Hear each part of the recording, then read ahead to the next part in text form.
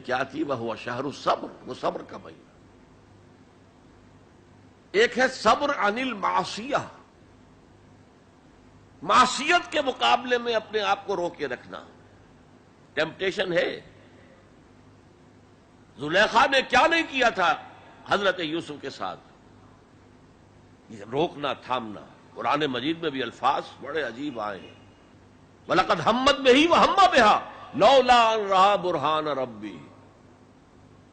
وہ عورت تو اس کی طرف بڑھی ہی تھی، وہ بھی بڑھتا اگر وہ اللہ کی کوئی برہان نہ دیکھ لیتا۔ کیا چیز اللہ نے اس وقت دکھائی ہے؟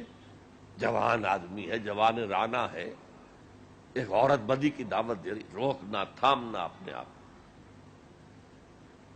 اور پھر جب معاملہ آگے بڑھا، رب السجن احب الی مما یدعوننی الیہ، اے اللہ مجھے جیل خانہ زیادہ پسند ہے اس کام سے جس کی طرف یہ عورتیں مجھے بلا رہی ہیں۔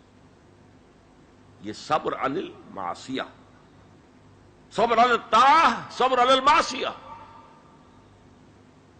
لیکن ایک صبر وہ ہے جو اللہ کے دین کو قائم کرنے کی جد و جہد میں پرسیکیوشن کے مقابلے میں کرنا پڑتا ہے۔ جب مکے میں پرسیکیوشن ہو رہی تھی نوجوانوں کی، غلاموں کی، کنیزوں کی، جب صبر کرو، صبر کرو، جھیلو۔ جب حضرت یاسر رضی اللہ تعالی عنہ اور ان کی اہلیہ حضرت سمیہ رضی اللہ تعالی عنہ اور بیٹا عمار ابن یاسر ٹارچر کر رہا تھا، ابو جہل ان کو ٹارچر کر رہا تھا ہر طرح سے، کبھی جسم کا حصہ جلایا، کبھی کچھ اور کیا، تنگ آ گیا، کسی طریقے سے بھی کوئی کلمہ کفر کہنے کے لیے آمادہ نہیں ہوئی نہ حضرت سمیہ اور نہ حضرت یاسر۔ حالانکہ شریعت میں اجازت ہے، جان بچانے کے لیے کلمہ کفر کہا جا سکتا ہے بشرطے کہ ایمان دل میں قائم رہے، برقرار رہے۔ لیکن عزیمت کیا؟ جان دے دو، کلمہ کفر نہ کہو۔ حضور پاس سے گزرتے تھے اور چونکہ حکم صحابہ کو یہ تھا، ورنہ میرے اندازے میں اس وقت کم سے کم 40 صحابہ موجود تھے مکے میں، وہ تکہ بوٹی کر دیتے ابو جہل کی۔ بعد میں جو ہوتا دیکھا جاتا۔ کیا 70 صحابہ احد میں شہید نہیں ہو گئے؟ تو اس وقت اگر چند صحابہ شہید ہو جاتے تو کون سی بڑی بات تھی؟ لیکن یہ ہے انقلاب محمدی صلی اللہ علیہ وسلم کا طریقہ کار، جس کی روح سے اس وقت صبر لازم تھا۔ اللہ اپنے رسول کو حکم دے رہا تھا، فاصبر کما صبر اولو العزم من الرسل۔ اے نبی، آپ کو یہ کوئی پاگل کہہ رہا ہے، کوئی مجنون کہہ رہا ہے، کوئی شاعر کہہ رہا ہے، کوئی ساحر کہہ رہا ہے، کوئی مسحور کہہ رہا ہے، کوئی جھوٹا کہہ رہا ہے، کوئی کہہ رہا ہے کہ انہوں نے ایک غلام اپنی کسی کوٹھڑی میں بند کر رکھا ہے جو عجمی ہے، جو تورات اور انجیل کا ماہر ہے، وہاں سے ڈکٹیشن لیتے ہیں اور ہم پر آ کر دھونس جماتے ہیں یہ اللہ کی وحی آئی۔ کیا کیا نہیں کہا جا رہا تھا؟ اور قرآن خود گواہی دیتا ہے، وَلَقَدْ نَعْلَمُ أَنَّكَ يَضِيقُ صَدْرُكَ بِمَا يَقُولُونَ۔ اے نبی، ہمیں خوب معلوم ہے کہ جو کچھ یہ آپ کے بارے میں کہہ رہے ہیں اس سے آپ کا سینہ بھیجتا ہے، صدمہ ہوتا ہے، غم ہوتا ہے۔ یہی تھے جو مجھے الصادق اور الامین کہتے تھے، یہی تو تھے میرے قدموں تلے اپنی نگاہیں بچھاتے تھے۔ آج یہ مجھے شاعر، ساحر، مسحور، مجنون کیا نہیں کہہ رہے؟ اللہ فرماتا صبر کرو، وَاصْبِرْ عَلَىٰ مَا يَقُولُونَ وَاهْجُرْهُمْ هَجْرًا جَمِيلًا۔ صبر کرو جو کچھ کہہ رہے ہیں۔ وَاصْبِرْ كَمَا صَبَرَ أُولُو الْعَزْمِ مِنَ الرُّسُلِ۔ صبر کیجئے جیسے ہمارے دوسرے اولو العزم رسولوں نے صبر کیا۔ کیا حضرت نوح نے 950 برس تک صبر نہیں کیا؟ صبر کیجئے۔ وَاصْبِرْ وَمَا صَبْرُكَ إِلَّا بِاللَّهِ۔ صبر کیجئے، اور آپ کا صبر تو اللہ ہی کے سہارے قائم ہے۔ یہ حضور کو تلقین ہو رہی، مکے میں یہ تلقین حضور کو ہو رہی ہے، مدینے میں اور مکے میں حضور پھر صحابہ کو تلقین کر رہے ہیں۔ جب ٹارچر ہو رہا تھا حضرت سمیہ اور حضرت یاسر اور حضرت عمار پر، بات کہتے میں جھجک ہوتی ہے، بیٹے کو، جوان بیٹے کو، عمار کو ایک ستون سے باندھ دیا گیا، ان کے سامنے ان کی ماں کو برہنہ کیا۔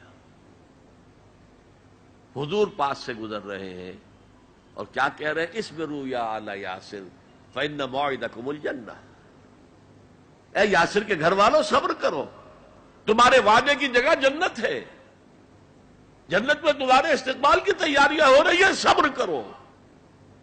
اور انہوں نے صبر کیا۔ حضرت سمیہ کے سامنے ابو جہل نے ایک چھوٹا سا بت کو پیش کیا، ایک دفعہ کہہ دو کہ ہاں اس میں بھی کچھ ہے، اسے بھی کچھ اختیار ہے، میں چھوڑ دوں گا تجھے۔ انہوں نے تھوک دیا اس بت کے اوپر، اور غصے میں آ کر اس نے برچھا جو ہے، برہنا تو کیا ہوا تھا، ان کے شرمگاہ کے اندر مارا ہے جو پورے جسم سے آر پار ہو گیا۔ یہ تھا صبر۔ اصبروا اصبروا اصبروا۔ پھر مدنی دور میں آ کر ایک دوسرا صبر شروع ہو گیا۔ اب جنگوں کا دور آیا، ہتھیلی پر جان رکھو اور باہر آ جاؤ۔ وَلَا تَقُولُوا لِمَن يُقْتَلُ فِي سَبِيلِ اللَّهِ أَمْوَاتٌ بَلْ أَحْيَاءٌ وَلَٰكِن لَّا تَشْعُرُونَ يَا أَيُّهَا الَّذِينَ آمَنُوا اسْتَعِينُوا بِالصَّبْرِ وَالصَّلَاةِ، اے اہل ایمان مدد حاصل کرو صبر سے اور نماز سے۔ ان اللہ مع الصابرین، یقیناً اللہ صابروں کے ساتھ ہے، صبر کرنے والوں کے ساتھ ہے۔ وَلَا تَقُولُوا لِمَن يُقْتَلُ فِي سَبِيلِ اللَّهِ أَمْوَاتٌ، کبھی نہ کہنا اس کو جو اللہ کی راہ میں قتل ہو جائے کہ وہ مردہ ہے۔ بَلْ أَحْيَاءٌ وَلَٰكِن لَّا تَشْعُرُونَ، وہ زندہ ہیں لیکن تمہیں اس کا شعور نہیں ہے۔